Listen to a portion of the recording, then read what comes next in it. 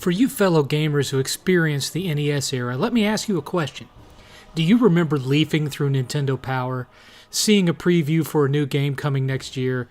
The magazine hypes it up as the biggest thing since Mario. You wait a year for it to come out, absorbing every little morsel of information that Nintendo leaks. You have ridiculously deep conversations about it with your gaming friends during school lunch. Those of you who are artistic spend hours creating your own custom posters for it months before any official tie-in merch is released. You save up all your allowance and all your lawn mowing money and all of your paper route money, and then the glorious day finally arrives. Your mom or dad rushes you to the mall. You run to the counter at Electronics Boutique and you ask for a copy of the game, hoping beyond hope that it's not sold out. In a bit of foreshadowing that you're completely oblivious to, the store clerk tells you, "No, we have plenty of copies left." So you slap down your hard-earned $50, you have your mom or dad rush you back to the house, you sprint to your room, tear off the cellophane, take a moment to snort in the new game smell, pop in the cart, turn on your NES, and it's a total piece of shit! Ever get the feeling you've been cheated? Good night. But here's the thing. You've opened it. It's instantly used now. You can't get your money back. You can't exchange it for another game. All you can do is exchange it for another copy of the same thing. You look at your empty Velcro wallet, and slowly the horror spreads across your face as you realize it'll be another 6 months of allowance and cutting grass and throwing paper before you'll be able to afford another game. And so you keep playing. You keep playing because you've already beaten everything else you have. You keep playing because if you ask to rent a game on Friday, your dad will just say, "You just bought a new game last week." You keep playing because if you can find just one level, just one boss fight, just one anything that doesn't totally suck, maybe that'll make it hurt less. By brute force alone, you master that game and you complete it. You stick it in your console storage unit, convince yourself that in beating this silicon turd, you've got your $53.86 out of it, and you go back to Ninja Gaiden. Again. Well, I hate to break it to you, but that's Lost Soul aside, folks. All over again. Only this time, I'm 50 years old. I'm headed towards the afterlife with a rocket shoved up my ass. I don't have time to waste playing a game that I hate. So you know what? I didn't. For the first time since Redfall, I have decided I have no interest in continuing past the 2 hours I put into this piece of shit. And yes, I have played it with all the latest patches. It still sucks ass. Look, I'm not a completely heartless dicktooth, okay? I realize this was a labor of love that started out as a one-man show and over 9 years grew into something much bigger.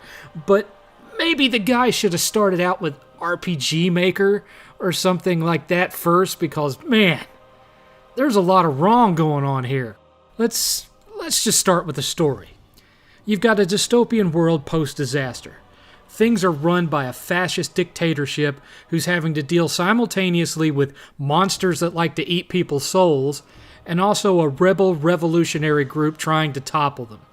The story starts out with the main protagonist, Kaiser, arriving in town and reconnecting with a childhood friend just in time to get wrapped up in a minor rebel action against the state while a public exhibition is going on.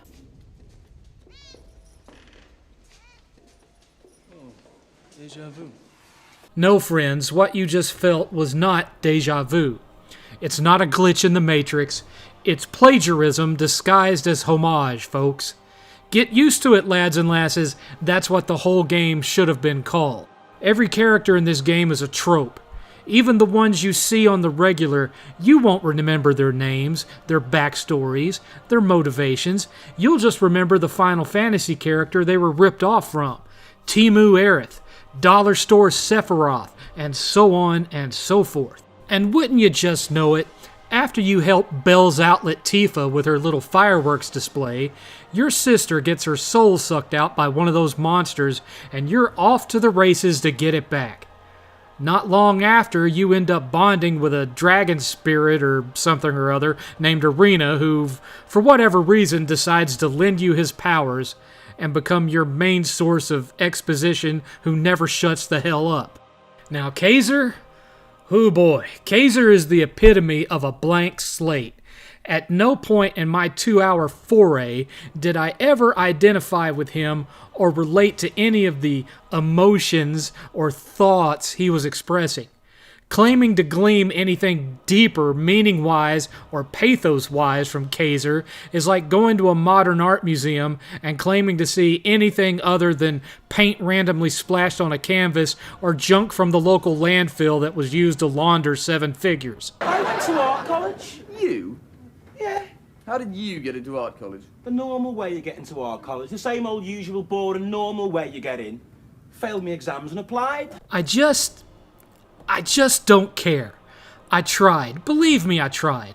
I looked at his Aldi Noctis design and his Mexican flea market Dante attitude sans humor and just tried to go with it, but I simply couldn't bring myself to give a shit about him or his sister's spirit or whether he frees Walmart brand Midgar from Five and Below brand Shinra. And in line with the plot, the voice acting is just as dull, boring, lifeless, and dead.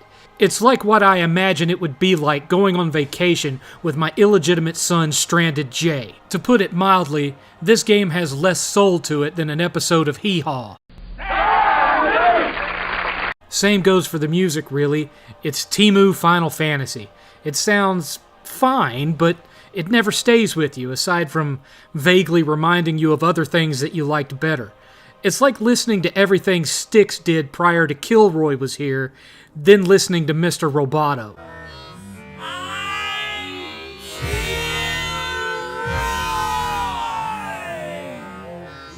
Finally, there's the gameplay, which honestly is the least egregious part of this game. Yes, it has a robust set of moves to unlock.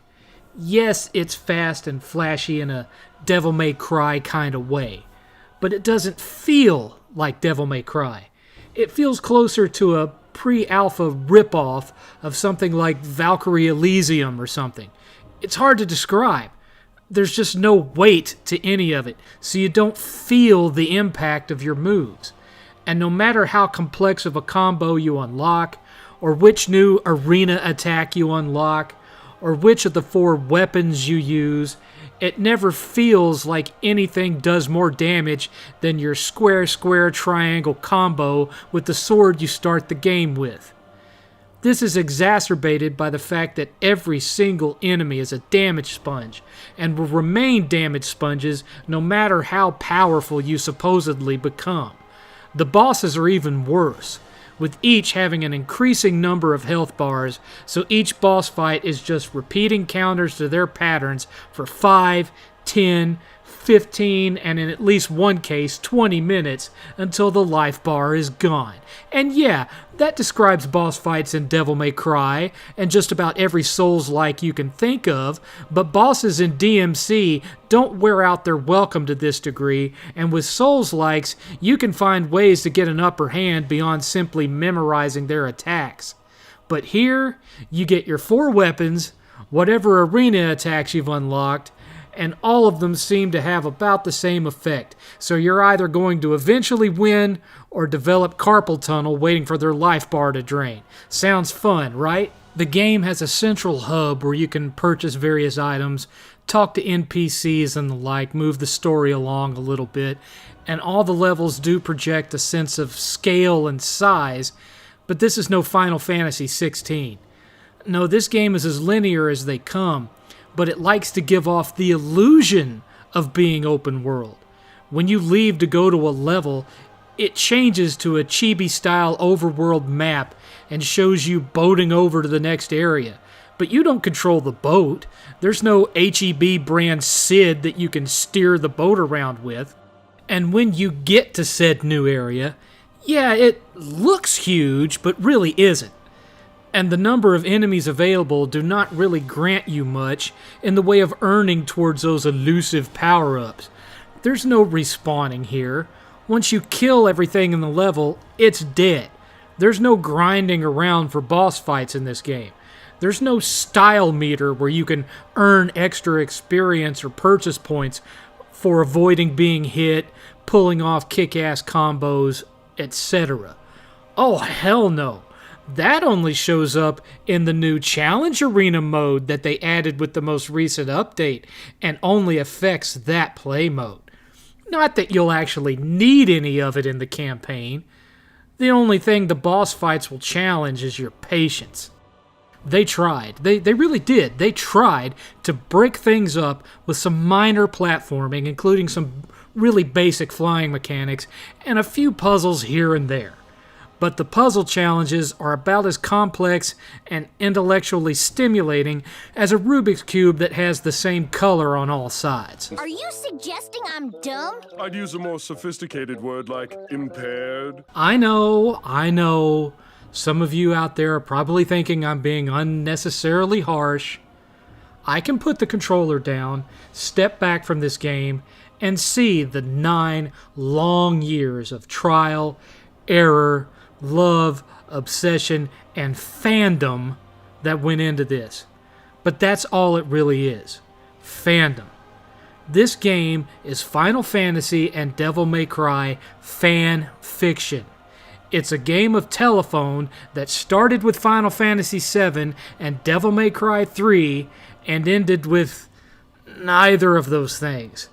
It's a fan's rendition of an homage of a spiritual successor to those things. It feels less like an homage to Final Fantasy and Devil May Cry and more like new DLC for something like Chaos Legion? Lost Soul Aside gets a 3.5 out of 7. All the humanity.